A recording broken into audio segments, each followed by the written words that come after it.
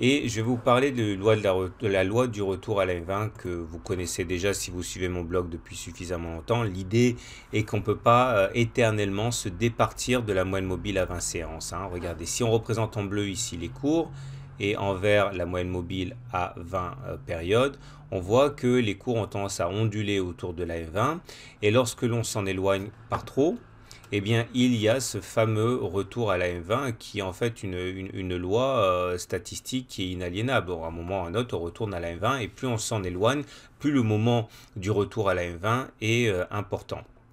Regardez ce que ça donne sur les cours du CAC 40. Vous voyez ici, on s'est levé autour de la M20, on s'en est éloigné. Et quand on s'en éloigne trop, eh bien, boum, à bout d'un moment, on retourne sur cette M20, d'ailleurs qui fait souvent office de support.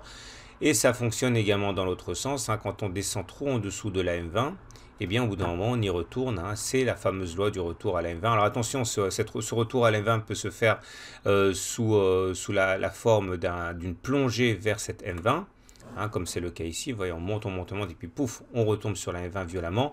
Ça peut aussi se faire sous forme de latéralisation, c'est qu'on va sagement attendre un retour sur la M20 ici, ou encore là, vous voyez, on latéralise en attendant le retour à la M20. Mais en tout cas, on ne peut pas indéfiniment se départir de cette... Et vous voyez, là maintenant, on commence franchement à s'éloigner depuis pas mal de temps de cette M20.